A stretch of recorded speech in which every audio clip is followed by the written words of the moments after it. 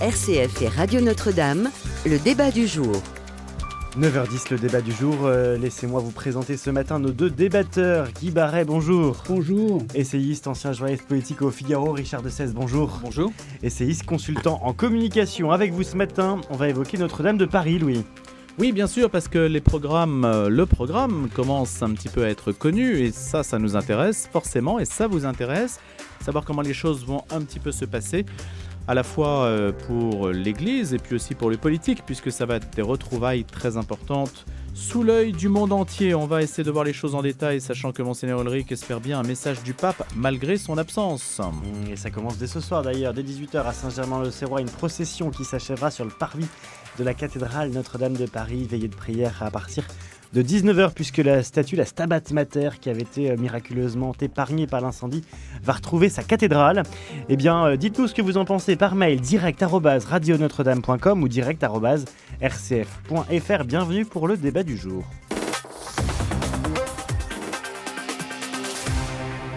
Et justement, rescapé de l'incendie qui avait ravagé Notre-Dame donc le 15 avril 2019, la célèbre statue de la Vierge à l'enfant va regagner la cathédrale en fin de journée lors d'une procession au flambeau dans les rues de la capitale, procession à laquelle vous êtes invités, qui ramènera donc cette statue médiévale. La première fera symboliquement son retour à Notre-Dame, c'est la première des statues, donc c'est ce qu'a expliqué Monseigneur Laurent Ulrich lors d'une conférence de presse. À 19h, elle sera bénie par l'archevêque de Paris avant une veillée de louanges et de prières qui mêlera Magnificat, temps de prière et lecture de l'Évangile, une sculpture qui date du milieu du XIVe siècle, qui provient de la chapelle Saint-Aignan, située dans l'ancien cloître des Chanoines sur l'île de la Cité.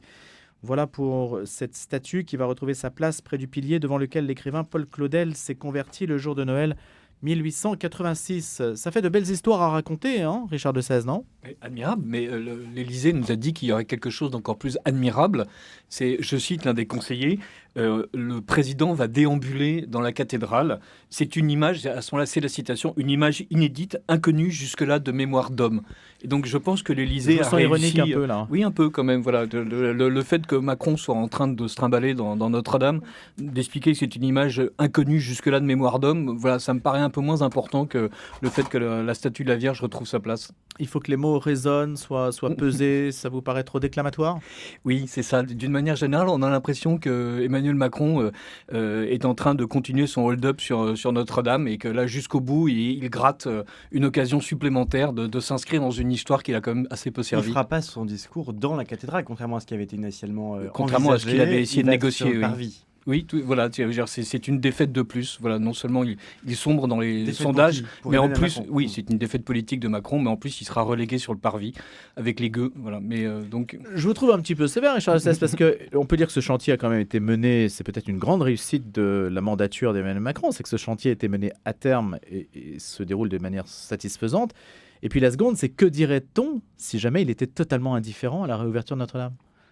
Je ne sais pas ce qu'on dirait, mais effectivement, il en a fait l'un des marqueurs, comme on dit aujourd'hui, de son quinquennat. Donc le fait qu'il soit là jusqu'au bout, ça me paraît bien. Ce que je voulais souligner, c'était la manière dont il entendait se substituer, si j'ose dire, à une autre sacralité et à imposer sa sacralité républicaine. N'oublions pas que son ministre de l'Intérieur, à l'époque, avait quand même réussi à expliquer que Notre-Dame de Paris n'est pas une cathédrale, c'est un commun. Donc voilà, Christophe Castaner. Voilà, donc on est quand même à l'intérieur d'une pensée républicaine bien particulière par rapport à ce que doit représenter Notre-Dame. Guy Barret. Écoutez, il faut avoir une certaine compassion pour le président de la République qui ne peut exister actuellement que par ses prestations extérieures et en insistant lourdement sur sa présence, y compris à Notre-Dame, étant donné qu'il est dépossédé du gouvernement au jour le jour. Alors c'est vrai qu'il a honoré cette promesse de restaurer en 5 ans la cathédrale. Enfin, c'est pas lui qui a de ses mains peu calleuses restaurer tout cela. Et si ça a été restauré, ce n'est pas avec l'argent de la République, mais avec des donateurs privés. Hein. Donc, il pourrait être plus modeste si justement il n'avait pas cette propension à se mettre en avant, et d'autant plus qu'il n'a plus que ça pour y être. Mais il ne va pas prononcer de discours à l'intérieur de la cathédrale, comme il l'avait envisagé, mais il sera à l'intérieur avec d'autres chefs d'État, d'autres personnalités, où il parlera aussi. Mais ce sera... On n'a pas la liste encore des personnalités présentes. À la réception des travaux. C'est-à-dire que lorsque la cathédrale ne sera pas redevenue un lieu de culte. Vous voyez, Macron, on le sort par le portail et revient... Là, il faut peut-être expliquer effectivement, parce qu'il y aura 3 dates. Il y aura le 29 novembre. Ce jour-là, Emmanuel Macron va déambuler dans la cathédrale. C'est la première fois qu'on aura des images de l'intérieur de la cathédrale, avec le mobilier liturgique, avec ces couleurs apparemment somptueuses qui seront là. Et il y aura une semaine plus tard, le 7 décembre, moment où Emmanuel Macron va remettre, on ne sait pas quoi, sans doute les clés, que sais-je, un objet symbolique à Monseigneur Ulrich, qui de sa crosse frappera les portes de la cathédrale, qui s'ouvriront. À ce moment-là, l'affectataire, qui est le diocèse de Paris, pourra récupérer sa cathédrale. Il y a une question qui se posait d'ailleurs avant l'incendie, c'est que la cathédrale est évidemment un lieu de culte, mais c'est aussi évidemment un monument historique. Et la difficulté, moi, il m'arrivait d'aller au Vêpres à Notre-Dame, mais l'été, mais maintenant également l'hiver, il y a une longue queue de touristes, ce qui fait que lorsqu'on veut assister au culte, et ça n'est pas possible, ou c'est difficile. Et là, on nous dit que pour visiter la cathédrale, il faudra s'inscrire auparavant. Mais alors les fidèles, est-ce qu'ils vont s'inscrire pour aller à la messe ou au Vêpres? Et je pense que ce problème pratique n'est pas résolu, ou du moins, comment ça va se passer? Il y a une application qui sera mise en place par le diocèse de Paris, qui a été présentée aux journalistes à une conférence de presse cette semaine, qui permettra donc de s'inscrire le matin même. Vous aurez toujours la possibilité, disent les organisateurs, mais après à voir comment ça va être dans les faits. Oui, et a avec priori, un peu de chance, ça marchera aussi bien que toutes les autres applications. Mais, visiblement d'ailleurs, la personne qui présentait l'application était elle-même assez peu sereine sur la capacité que l'application aurait à être stable le jour de la semaine de la réouverture, parce qu'on imagine que la demande sera très importante. Mais rendre tributaire la fréquentation de la cathédrale d'une application, c'est vrai que c'est une vraie question qui se pose. Oui, c'est une vraie question, parce que il y a souvent des personnes âgées, comme moi d'ailleurs, et qui ne sont pas à l'aise, qui n'ont pas ces applications, qui ne sont pas à l'aise avec Internet, et si vous n'avez pas d'application, vous ne pourrez pas aller à la messe. Bon. C'est intéressant, le diocèse de Paris, donc les responsables de la cathédrale, ont utilisé une expression qui est utilisée par la responsable du musée du Louvre. Ils ont parlé d'écologie patrimoniale, avec l'enjeu de ne pas avoir trop de surfréquentation. Et en fait, ils expliquent la mise en place de cette application par la volonté d'avoir un nombre limité de touristes, de personnes qui la fréquentent, pour que ceux qui soient dedans puissent pleinement profiter. Ça, c'est quand même positif. Oui, mais comment on peut distinguer le fidèle du touriste? C'est ça la question. C'est ça qui est beau, non? C'est ça qui est beau, c'est que la frontière est tenue entre Richard XVI. Moi, surtout, je vois que quand je vais à Rome, je profite du fait que les églises sont fermées aux touristes pour me considérer comme catholique et aller à la messe le soir, le samedi, ce qui fait que les 3/4 des églises sont en fait ouvertes et on peut assister à la messe et être très tranquille dans les chapelles de Borromini. Donc ça me va très bien. J'aurais aimé que le diocèse de Paris considère, plutôt que de s'occuper d'écologie patrimoniale et d'éviter la surfréquentation, qu'une cathédrale est faite pour être absolument pleine d'une foule dévote, et que, puisqu'ils se sont beaucoup excités sur un parcours catéchétique destiné aux touristes, ils auraient pu aussi considérer qu'ils auraient pu remplir la messe et la cathédrale, et l'intégralité des chapelles latérales de personnes en train de célébrer la messe, qui aurait permis de véritablement accueillir les fidèles. C'est-à-dire augmenter l'offre de messe. C'est ça. Oui, mais parce que c'est à ça que ça sert, une cathédrale. Vous trouvez qu'il n'y en a pas assez dans les programmes qui sont présentés? Je trouve surtout que si on s'excite à vouloir faire un parcours catéchétique à l'intérieur de la cathédrale Notre-Dame, c'est qu'on attend qu'il y ait des fidèles qui viennent, et on attend qu'on puisse enseigner. Eh bien, quoi de mieux qu'un prêtre en train de célébrer la messe pour faire en sorte d'affirmer le caractère religieux du lieu et d'offrir une véritable rencontre avec Dieu. Il y aura 2 messes, 3 messes par jour, c'est ça? Oui, voilà. Quand on voit le nombre de chapelles, on pourrait augmenter. Et vous faisiez allusion à Paul Claudel, qui s'est converti le 25 décembre 1886 à Notre-Dame. Et on ne peut pas exclure hein, ça c'est ma version optimiste, que les touristes se transforment en fidèles, comme André Frossard, qui est entré dans la chapelle de la rue d'Ulm pour aller voir un de ses copains qui s'y attardait et qui était un croyant et qui est ressorti croyant, comme d'ailleurs Paul Claudel. Donc c'est aussi la cathédrale qui avait rencontré Dieu, il en a fait un livre. C'est aussi le lieu des miracles. Bon, il ne faut pas croire non plus, on peut l'espérer, mais dans la foule des touristes, il est possible que des gens soient saisis par la sacralité du lieu, la solennité des cérémonies, et que si ça ne les convertit pas d'un seul coup comme Claudel ou Frossard, ça les met en chemin vers la foi. Mais Guy Barret, c'est une vraie question. En fait, est-ce qu'il faudrait d'ailleurs nommer différemment les gens qui entrent dans la cathédrale? Est-ce qu'il faudrait les distinguer? Pourquoi un touriste serait étiqueté touriste et pourquoi un fidèle étiqueté fidèle?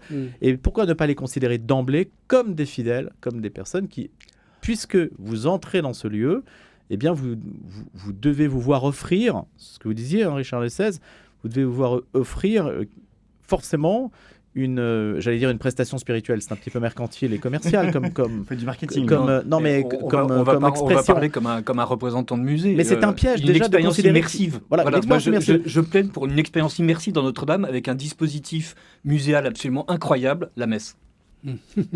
Et donc ça estomperait la différence peut-être artificielle entre le touriste et le fidèle. Oui, et puis à une époque où on passe notre vie à vouloir contextualiser, voici un bâtiment religieux, s'il est en permanence rempli de la fumée des encens, du chant des fidèles, des grandes orgues et du bruit des gens en train de s'agenouiller, voilà, là on... Ça suffit, en fait, il n'y a pas besoin de plus.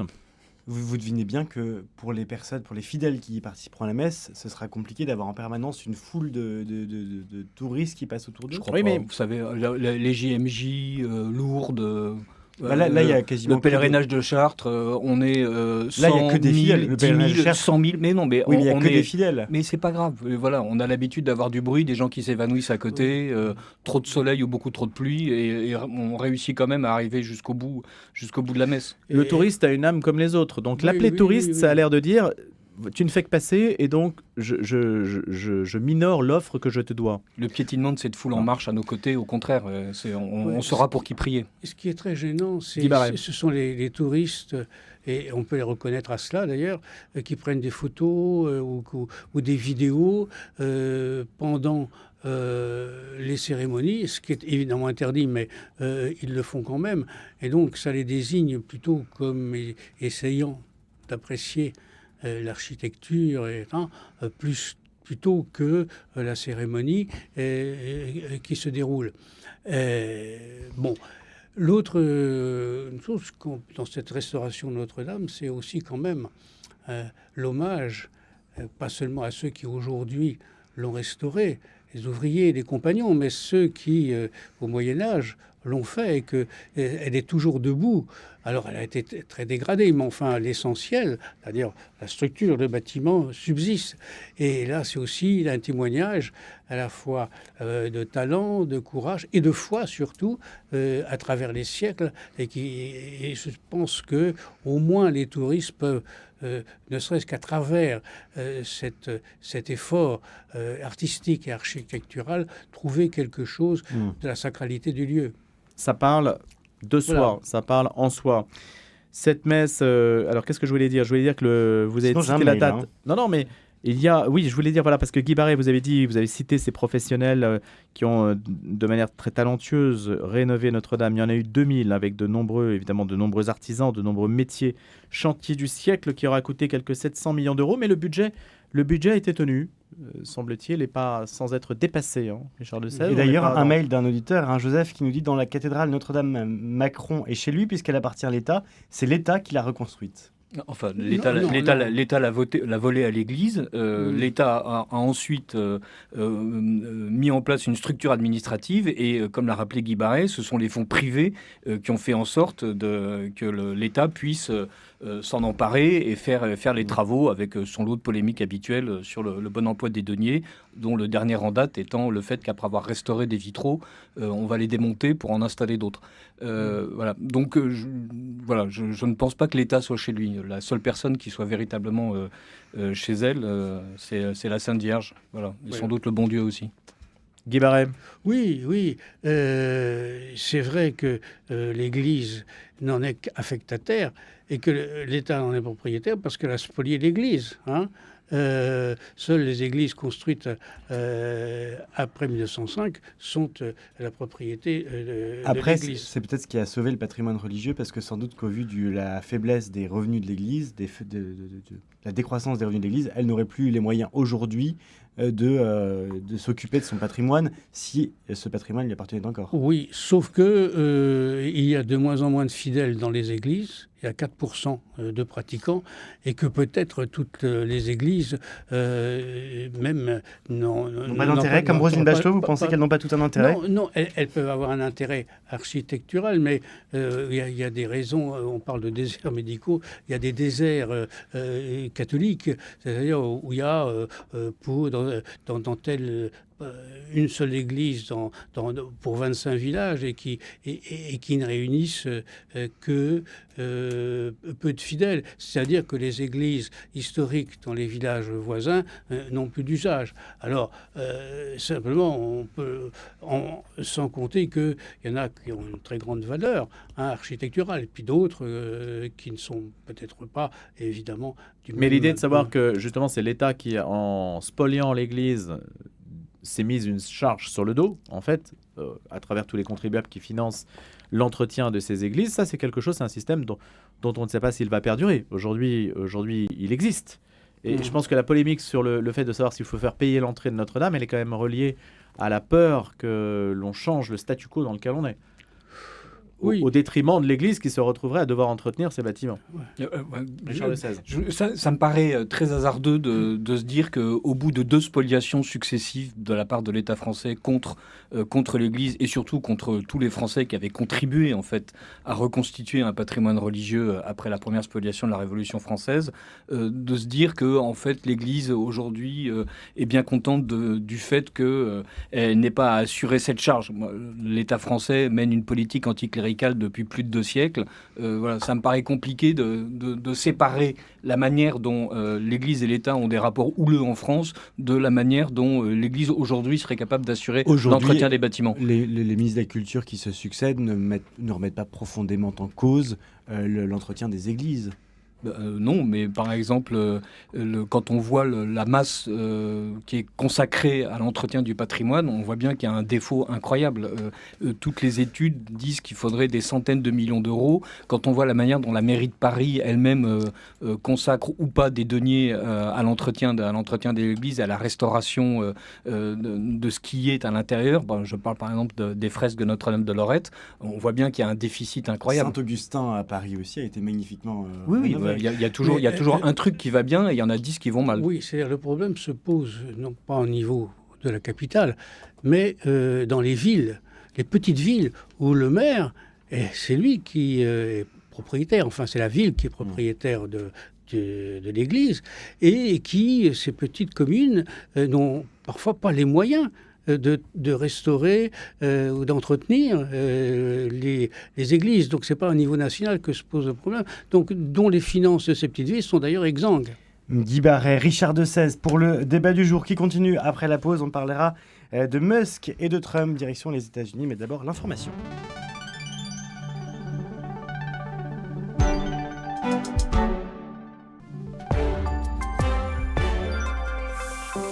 Mais d'abord la suite du débat du jour, toujours avec Guy Barret, essayiste, ancien journaliste politique au Figaro, et Richard de Sèze, essayiste, consultant en communication.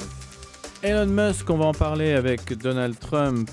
Elon Musk, le milliardaire homme d'affaires à la tête d'une nouvelle commission à l'efficacité gouvernementale. Et puis cela s'ajoute aussi à toutes sortes de nominations, d'autres nominations qui peuvent être tout à fait signifiantes pour ce mandat de Donald Trump et la volonté d'imprimer sur le cours de la vie politique américaine et d'être efficace, si on peut dire efficace dans le sens évidemment où le souhaite le président élu qui prendra ses fonctions, Au mois de janvier, Donald Trump donc forme un gouvernement guidé par l'allégeance à sa personne, nous dit-on, alors qu'il voulait confier le ministère de la Santé à Robert Kennedy, notoirement sceptique vis-à-vis des vaccins. C'est aussi l'un des aspects des nominations des membres de ce gouvernement, à la fois Elon Musk et puis aussi Robert Kennedy. Richard de Sèze et Guy Baret. Guy. Oui, ce sont tous les deux des milliardaires. Alors, est-ce que les États-Unis sont gouvernés par des milliardaires ? De toute façon, aux États-Unis, pour faire de la politique, et à plus forte raison pour être élu président, il faut de l'argent, beaucoup d'argent, ou à tout le moins savoir en récolter. Il n'y a aux États-Unis, contrairement à la France, aucune aide publique, aucun remboursement des frais et aucune limite non plus. Et c'est d'ailleurs, pendant la campagne, un des tests sur la crédibilité du candidat que de savoir combien de milliards de dollars ou de millions de dollars il a réuni. La question est, non pas, donc tous les présidents des États-Unis, il y a très peu de SDF aux États-Unis qui sont devenus présidents, des bouts de cas sociaux, et étaient toujours des gens très fortunés. La question est, comme pour toute la richesse d'ailleurs, n'est pas d'être ou de ne pas être riche, très riche, ou milliardaire ou pas, mais de savoir d'une part comment on a gagné cet argent et d'autre part quel usage on en fait en tant que président des États-Unis. Bon, si on prend le cas d'Elon Musk, évidemment, il est richissime, hein, c'est astronomique, hein, tout ce qu'il peut c'est le cas de le dire. Mais il est issu d'une famille modeste, et l'argent qu'il a gagné, il doit à son talent et peut-être même à son génie. Bon, Trump, lui, c'est un génie surtout des affaires, de la télé-réalité, etc. Bon, donc cet argent, ils l'ont gagné, grâce à leur qualité. Maintenant, est-ce qu'ils vont gouverner en fonction de cette richesse, c'est-à-dire pour accomplir un certain nombre de desseins qui augmenteraient cette richesse? Apparemment pas. Mais c'est vrai que la question que vous posez, Louis, c'est que les conditions dans lesquelles extraordinaire pour l'histoire des États-Unis et même pour l'histoire électorale en général de ce président qui revient après moult procès et après l'affaire du Capitole et président, ayant la majorité au Sénat, à la Chambre des Républicains, des représentants, à la Cour suprême, et évidemment que ça lui donne une espèce de toute-puissance, et que c'est pour ça qu'il peut se permettre, ce que vous évoquez, de mettre au secrétariat à la santé des gens qui ne sont pas politiquement ou sanitairement corrects, ou même comme secrétaire d'État, c'est-à-dire ministre des Affaires étrangères. Et cela s'explique aussi par le fait que finalement... Marco Rubio. Voilà, finalement, en dernière instance, quels que soient ses ministres, c'est lui, Trump, qui décidera de tout, qui fera ce qu'il a envie, et ses ministres exécuteront, et puis s'ils exécutent mal, s'ils ruent dans les bancards, il les changera, et puis il en prendra d'autres. Donc c'est les conditions de l'élection de Trump qui fait qu'il pense qu'il peut tout se permettre. Maintenant, il va se heurter au mur des réalités. Pour la Russie et l'Ukraine, il n'est pas sûr qu'en 48 heures, ils résolvent le conflit. Oui, par exemple, il y a le gros déficit budgétaire. En tout cas, Guy Baret, Elon Musk a rencontré l'ambassadeur iranien à l'ONU pour apaiser les tensions entre Téhéran et les États-Unis. C'est déjà un signe, peut-être, d'une démarche qu'il a entreprise. Pas sûr qu'Elon Musk se laisse manipuler comme un pion non plus par Donald Trump. Voilà. On a plutôt l'impression que c'est Richard le contraire. de Sèze, voilà. Sur la question initiale, c'est les milliardaires sont au pouvoir. Ça fait très très longtemps que les milliardaires sont au pouvoir aux États-Unis, puisque, comme vous le rappelez Guy Baret, ce sont eux qui financent les élections. Et il faudrait vraiment être idiot pour croire que tous ceux qui donnent de l'argent aux candidats démocrates, aux candidats républicains n'en espèrent aucun retour. On ne parlera pas des lobbyistes qui grenouillent à l'Union européenne et d'une manière générale de l'orientation systématique des lois qui privilégient la grande finance au détriment des travailleurs dans à peu près tous les pays du Nord. Donc voilà, l'argent est déjà à la manœuvre.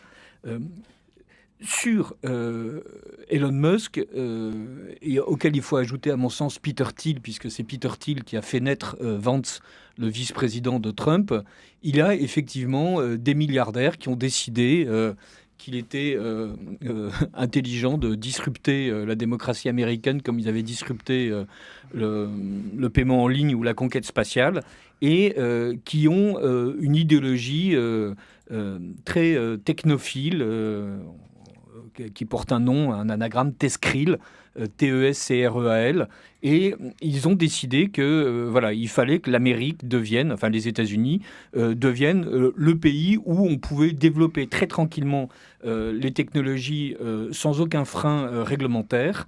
Et effectivement, ils sont à la manœuvre. Ils étaient démocrates il y a quelques années, ça n'a pas marché. Donc maintenant, avec Trump, ils ont trouvé le véhicule qui leur permet de faire en sorte que l'Amérique soit ce terrain où tous les investissements sont possibles et où toutes les réglementations sont abolies. Soyons francs, les démocrates avaient déjà pas mal réussi à abolir une partie de ces réglementations, et avec l'IRA, Biden avait fait en sorte de doter l'Amérique d'une puissance industrielle et d'une capacité d'investissement qui a déjà mis l'Europe à genoux. Donc, voilà, l'argent est toujours à la manœuvre. Là, on a quelque chose qui est neuf, c'est ce côté transhumaniste, technosolutionniste, qui va peut-être produire des effets absolument stupéfiants. Et on voit déjà d'ailleurs que... Lesquels, par exemple ? Le développement de tout ce qui est implants cérébraux, mais en quittant le Neuralink de Musk, mais en faisant en sorte que ça soit beaucoup plus répandu. On a la même chose en France à Grenoble, on en parle moins que de Neuralink alors que ça marche mieux, mais là on va pouvoir le déployer. Il y a l'idée que la conquête spatiale et l'aventure martienne deviennent une priorité étatique. Tout ce qui est recherche sur la longévité et donc la manière dont on va essayer d'augmenter considérablement la durée de vie en bonne santé des humains. Là, ça va démocratiser tous ces sujets. Oui, puisque l'intérêt d'un milliardaire, c'est qu'il essaie de faire de l'argent, donc il a intérêt à ce qu'il propose soit démocratique. Guy Barret. Oui, tout ça, ce sont des projets, ça peut être des craintes, mais je pense que le frein qui pourrait être mis à tout ça, c'est précisément ce qui a valu son succès à Trump, c'est-à-dire le peuple. Les gens peuvent être réfractaires à ces initiatives. Pourquoi le seraient-ils ? Parce qu'ils se rendraient bien compte que, même sans avoir fait des études extrêmement approfondies, que implanter des neurones artificiels dans le cerveau, c'est quand même une aliénation de leur liberté. Et en plus, le souci, ce qu'ils attendent, et pourquoi ils ont voté pour Trump, c'est pas pour ça. C'est sous Biden, les prix ont augmenté de 20%. Ils savent pas comment terminer leur fin de mois. Tout était, même la viande a augmenté de 40%. Donc ils attendent de Trump, et éventuellement de Musk, qu'il remédie à leurs conditions concrètes, sociales, humaines, et non pas à des initiatives d'aller sur la planète Mars. Bon, ils en sont très fiers en tant qu'Américains, qui sont les premiers à conquérir Mars, à y vivre, c'est entendu. Mais ce sont des projets, évidemment, à très long terme. Et donc, ça les fait pas, à mon avis, ça les fait pas rêver. Donc, je pense qu'il y aura là quand même un obstacle. Guy, pas forcément, parce que c'est vrai que... ça, si on écoute Richard Lessez, ça va déployer le potentiel de l'Amérique. L'idée que justement on puisse développer le potentiel de tous les rêves fous que l'être humain peut avoir en lui, en particulier l'homme augmenté, le transhumanisme, et le libérer des freins éthiques. C'est ça un petit peu Oui, que la chose Et sous-entend, Richard de 16. Mais oui, je le sous-entends parce qu'en même temps, ils le disent. Donc, C'est ça, c'est un vecteur puissant aussi d'influence. Voilà, et ils sont en train de rapatrier aux États-Unis depuis plusieurs années, et ça va s'accélérer vraisemblablement avec Trump, Musk, Vance, etc. Par exemple, la fabrication des microprocesseurs. Pour le moment, ils dépendent de Taïwan. Il y a un effort incroyable pour faire en sorte que les microchips soient produits sur le sol américain. Mais comment Vance va se situer, lui qui se dit catholique, donc attaché forcément à une certaine anthropologie, comment va-t-il se situer par rapport à certains délires J'appelle délire volontairement parce que la chose aujourd'hui est juste fantasmatique, elle n'existe pas concrètement dans la vie des gens, mais comment va-t-il se situer par rapport à ça J'aimerais bien qu'il nous l'explique, parce que là, pour le moment, effectivement, Vance, qui est catholique, qui s'est converti au catholicisme, puisqu'il vient du protestantisme, est en train de traiter avec le capitalisme le plus débridé qui soit. Donc, je pense que le pape François ne doit pas être exactement sur la même ligne que Vance.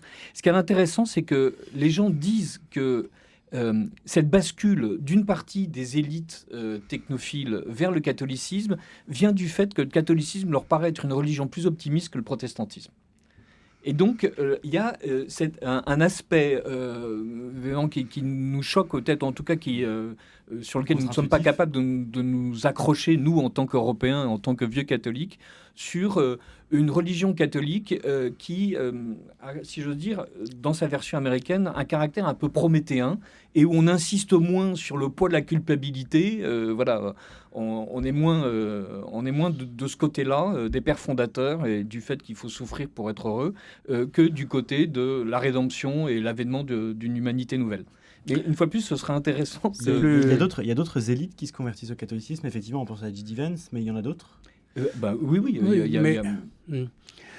Guy, vous qui avez été protestant, c'est plus feel good le catholicisme. Je peux vous dire que effectivement, le catholicisme est plus optimiste relativement, parce qu'on croit au péché, que je sens qu'on va avoir des mails, les protestants. C'est-à-dire que c'est simplement la doctrine. La doctrine catholique dit que le péché originel a blessé notre nature humaine, donc notre volonté, notre intelligence.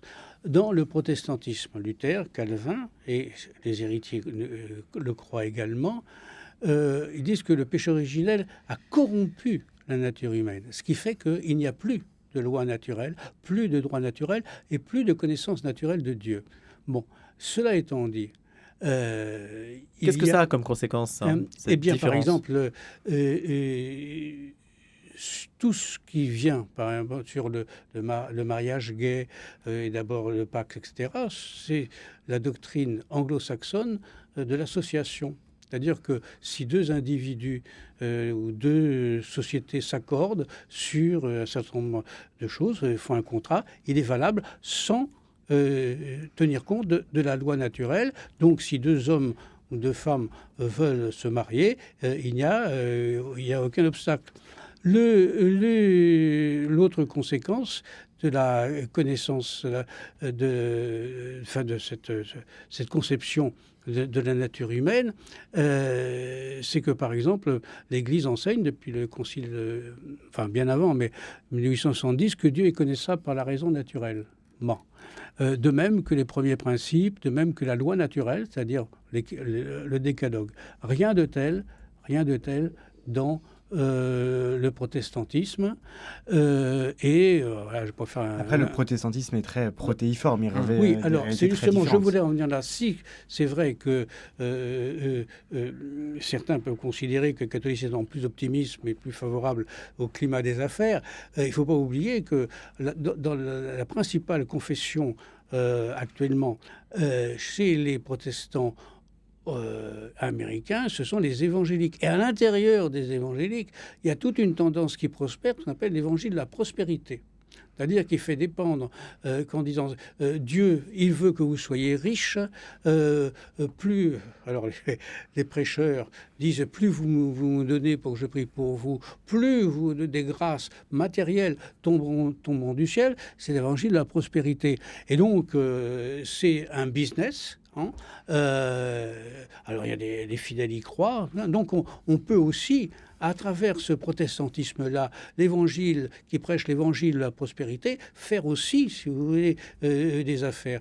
Et une des raisons, si vous voulez, que aussi la conversion d'un certain nombre d'élites d'intellectuels au catholicisme n'a parfois rien à voir avec ça. C'est qu'ils redécouvrent des penseurs catholiques, notamment thomistes, comme Maritain, Gilson, etc., voyant que du point de vue protestant, il y a plus de très très grands théologiens ou très très grands philosophes. Il reste Karl Barth, par exemple, qui était un grand théologien réformé. Il y a un certain nombre de philosophes, mais ils découvrent, comme ils ont découvert dans un autre bord Foucault, qui ont participé évidemment à un certain nombre de qui sont à la racine du wok. Hein, et ben, là est toute une génération parce que bon, les évangéliques ou le protestant, ils produisent moins intellectuellement. Voilà, où il y a l'église qu'on appelle mainstream historique sont plutôt libérales. Réagissez par mail à ce que disent nos débatteurs en plateau, direct@rcf.fr, direct@radionotre-dame.com. Qu'est-ce qu'on fait? On passe à un autre sujet ou alors Rappelons aussi que Biden était catholique, oui, et que il n'a aucun problème avec l'avortement. Hein, il n'a jamais été excommunié. Le pape François a dit oui. Alors les évêques américains sont beaucoup plus rigoureux. Richard de Sèze, une dernière remarque sur ce sujet? Les évêques américains, je crois, sont un peu divisés sur le sujet. Oui, même en France. Les évêques sont divisés d'une manière générale. Voilà. Bon. Vous vouliez réagir sur cette question optimiste sur la question de l'optimisme catholique, oui, effectivement, c'est une religion beaucoup plus optimiste. Après ça, sur mais c'est l'alliance curieuse de la technique du capital et de Notre-Dame, là, je suis suspect. On continue, on passe au débat suivant? Allez, on y va. Eh bien, c'est parti. Marine Le Pen joue-t-elle sa survie politique menacée par une peine d'inéligibilité? Notre flashwoman Cécile Mérieux a prononcé 2 fois le mot. C'est un vrai test pour les jeunes journalistes. Inéligibilité. Mais c'est vrai, vous l'avez bien dit, Cécile, bravo. Qui anéantirait donc ses ambitions élyséennes pour 2027. Marine Le Pen donc joue ces prochaines semaines son existence politique. Alors c'est facile de le dire. Est-ce que c'est si vrai que ça? On verra. En tout cas, elle dit que l'accusation va accuser, ce qui ne me fera pas tomber de ma chaise a priori. Elle a réagi dans un palace parisien où l'on fêtait la sortie du livre de Jean-Dan Bardella. Elle voulait faire entendre le calme des vieilles troupes. Voilà, c'est un peu l'attitude qu'elle adopte. Mais il y a quand même une réelle tension autour de cette question liée à son procès.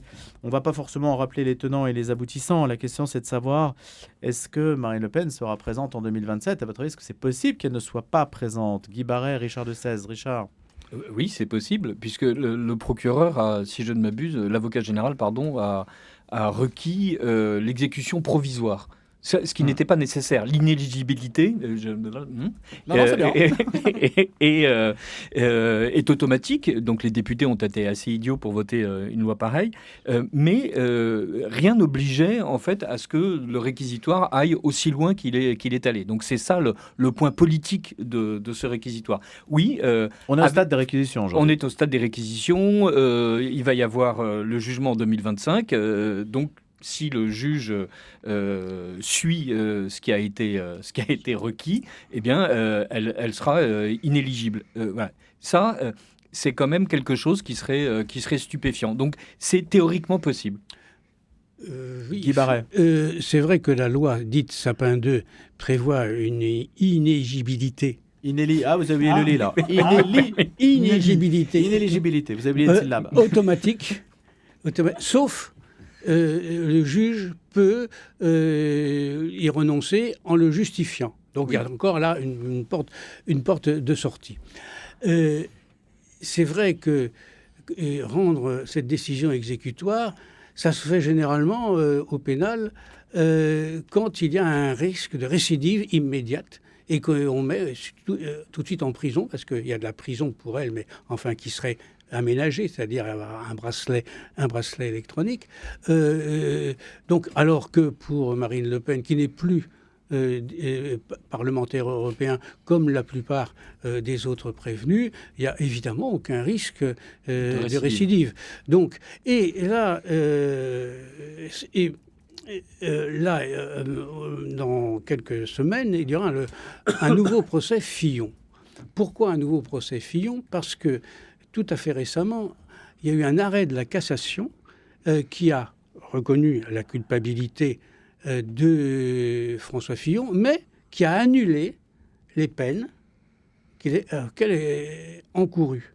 Bon, cela étant dit, l'élection présidentielle est passée et que même s'il y a un nouveau procès qui le réhabilitait, c'est bon, eh bien, ça ne changerait rien. Donc on peut tout à fait imaginer que si, évidemment, le tribunal suit les réquisitions, eh bien que Marine Le Pen ne puisse pas se présenter en 2027, qu'elle fasse appel, et que, soit en appel, soit au moment de la cassation, eh bien on dit non, finalement, c'était excessif, abusif, ou elle est innocente. Ça dépend du calendrier, donc voilà, de la célérité de la justice. Donc on verrait donc... mais l'élection présidentielle serait passée. Donc là... la cassation pourrait arriver avant. Si jamais la justice faisait aussi vite que pour François Fillon... Oui. Mais là, vous avez raison, il y a quand même les faits reprochés datent de 2009 à 2014. Voilà, on est en 2024. Le jugement sera rendu en 2025, le premier. Donc, on n'a pas du tout l'impression que la justice ait envie d'aller aussi vite qu'elle le pourrait. On a même, au contraire, l'impression, comme dans d'autres procès où des politiques sont engagés, qu'il y a une espèce de curieux ajustement des calendriers politiques et judiciaires. Pour avoir une épée de Damoclès, c'est ça, manière de tenir. Alors, on dit, évidemment, Marine Le Pen dit c'est un procès politique, on veut m'éliminer politiquement. C'est ce que disait Trump pour tous les procès qui l'accablaient. Et ça lui a pas trop mal réussi, malgré tout. C'est ce que disait Cahuzac. Mais alors, ce qui est inquiétant, c'est, on n'a peut-être pas assez relevé, une phrase d'une des procureurs, ils sont deux procureurs, à propos d'un prévenu, Jean-François Jalc, où elle dit qu'elle qu'elle ne disposait pas d'éléments pour déterminer l'égalité d'un des contrats litigieux, celui de Jean-François Jalc. Donc il y avait au moins un doute, et donc le doute profitant à l'accusé, elle aurait dû demander la relaxe. Et voici ce qu'elle a dit. Je ne peux demander une relaxe, ça me ferait trop mal. Je me rapporte donc à la décision du tribunal. Ça me ferait trop mal. Ça, c'est du verbatim. Ça me ferait...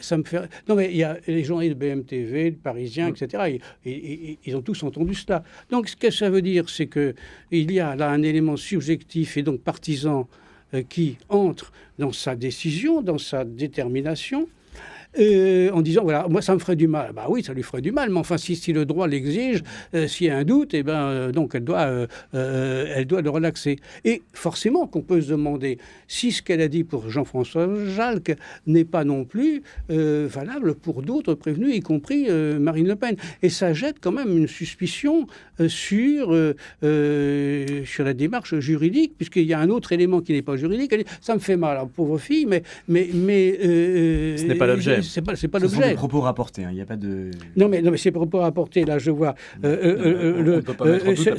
c'était rapporté sur BFM TV.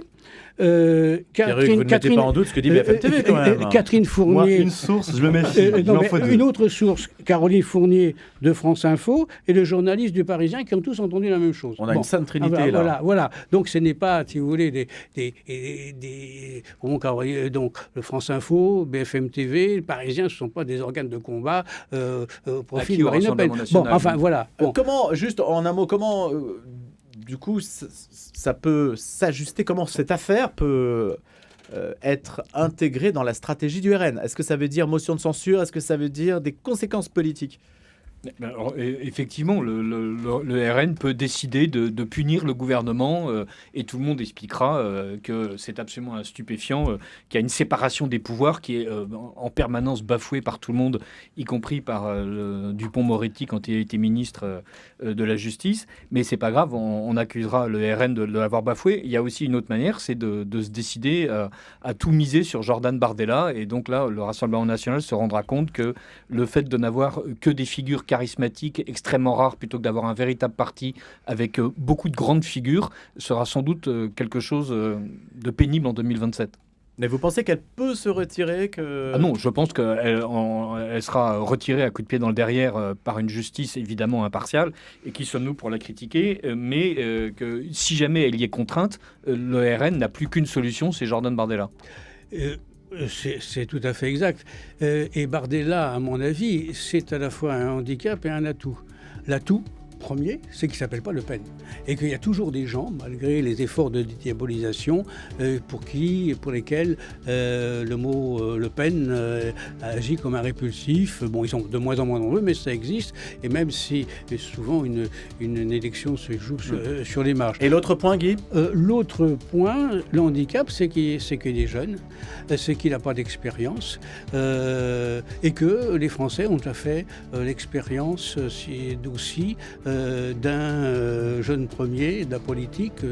La jeunesse, c'est à double tranchant. Voilà. Mais lui, c'était un Mozart de la finance. Il était censé s'y connaître. Emmanuel Macron, mais aussi Emmanuel Macron, et il s'aperçoit qu'un néophyte qui sert de la présidence de la République en apprenti n'a pas que de bonnes conséquences. Guy Barret, ancien journaliste politique au Figaro, Richard Desaise, consultant en communication essayiste. Merci beaucoup à tous les deux d'avoir été présents pour ce débat du jour. Merci Louis Dauphren, merci à Pierre-Henri Paget qui réalisait depuis 6h30 cette matinale.